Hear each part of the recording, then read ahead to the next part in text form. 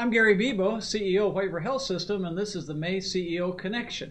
I appreciate you all viewing in today to see what's going on here at the hospital, and I'm really proud to have Dr. John Lambert with me today.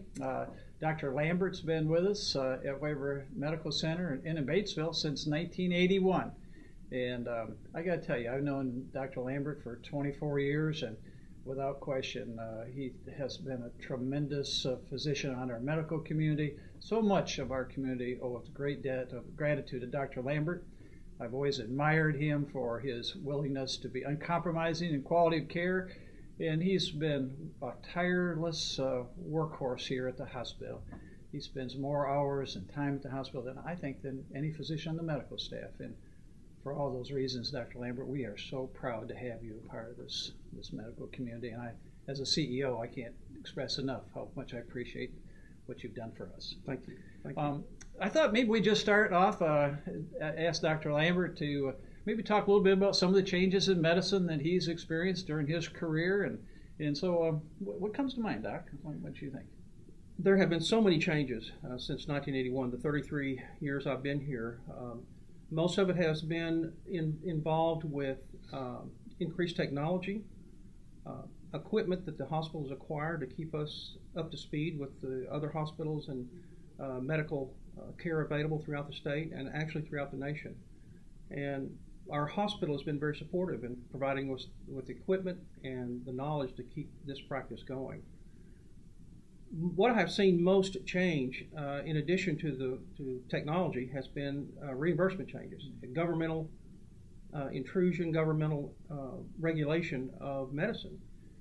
I believe that this is something that has to come in order for us to maintain our current standard of healthcare, since we provide a higher level and a more expensive healthcare compared to any nation in the world. So most of what I have seen have been changes in those two areas, and I think the hospital has been very good at maintaining a connection with that and moving with medical technology and reimbursement changes with the government and third-party payers, and that's been very, very helpful and has kept me connected to this facility and to the community for this long. Well, thanks. You know, quality of medicine doesn't happen without a very involved, committed medical staff, Doc, and that's why I've always been so proud of our medical community here, is that not only are we all a bunch of hardworking physicians on the staff, but also, you know, they really have a great interest in doing the right thing and providing the right quality of care. You know, it's unusual, I think, to have a rural hospital that has the vibrancy and the quality of physicians we have here. We're really blessed to have that, and you've always been a great leader there. You know, last June, you made a fairly monumental change in your practice and decided to leave independent practice and come and join us here at the hospital. So I wondered if you might want to comment a little bit about the reasoning for why you made that decision, and you know, what's happened over the last 9 months or so, and how do you see that playing out in the future? The primary motivation, as it is with most physicians who decide to become employees, hospital employees, was financial, and also to maintain the level of care that my clinic can provide. So with decreasing reimbursement, increasing overhead, more problems with deny and delay from third-party payers, it just became impossible to maintain a private practice. And I think for single private practices, for practices that contain 2, 3, maybe 4 type of specialties, it's going to be virtually impossible to maintain that in the future. And I think that in another 20 years, the so-called cottage industry of private practice is probably going to be of historical interest only. And we're going to have to form these coalitions and teams with our hospitals to maintain the level of care that we all want, and to provide the type of quality oversight and communication with government agencies and third-party payers so that we can get the reimbursement that we have worked so hard for. My experience since I became employed in July has been excellent. Everything that the hospital has promised me, I've gotten. I think Mr. Bebow has has done everything he could, as well as his staff, to make sure that I was comfortable. I have a larger office. I have more staff now. I don't have to worry about running a business that I had before.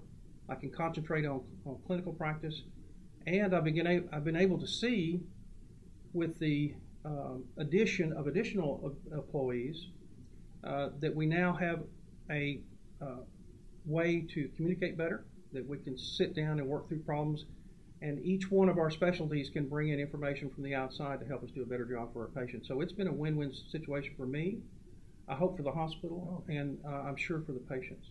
Oh, there's no question it has been for us too. And frankly, I think what you're doing, you should probably spend less time worrying about that business side of medicine and doing what you really want to do. Absolutely. Take good, great care of patients. And so we really look forward to working with you in the future. And I appreciate you coming and spend some time with me today. Thanks so much, Gary. Thanks. Thanks. I appreciate it. Thank you. The standard of the month for May is communication. You know, communication involves informing, listening, and understanding. AIDIT, one of the things that we are taught a lot in our training is a form of communication where we encourage employees to acknowledge patients, to introduce themselves, talk about the duration of tests and procedures, to do an explanation of those test procedures, and then finally a thank you. So AIDIT is an important part of communication, and I hope that you use it.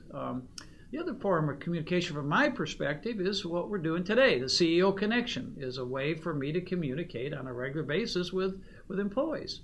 In addition, I also do the employee forums every 6 months. In fact, at the end of this month of May, I'll be going through an employee forums since the last time we met, which was last November. So at the employee forums, I'll talk about how well we've been doing in service, how well we've been doing in quality, in our people pillars, finance, and then growth. So those forms of communication from me to you are really important. And in turn, it's important for you to communicate as well amongst each other, as well as to our patients and staff and visitors.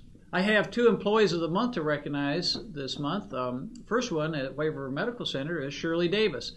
You know, Shirley's been with us some 32 years, and I've known Shirley through my full tenure here at the hospital.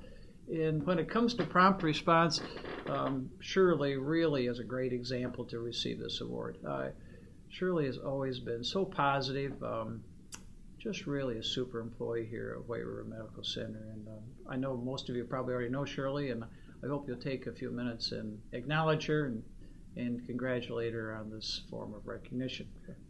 The Stone County Medical Center Employee of the Month is Kim Raymer. She works in the radiology department at Stone County Medical Center, and she's been with us since 2004. You know, all the reports I hear about Kim have been really great. And again, just like with Shirley, if you know Kim, be sure to go out of your way and congratulate her on this form of recognition. So congratulations to Shirley and Kim for their Employee of the Month designations. On May 12th, we do our monthly community education, and this month in May, we'll have Dr. Chervinsky speak about managing stress. Now, I just finished my darn income tax return, and I can tell you I could use some help in managing stress. So I hope that you come and listen to Dr. Chervinsky, whether it's income tax or other things that come in our lives, and have lunch on us, and I know you'll really benefit from Dr. Chervinsky's talk.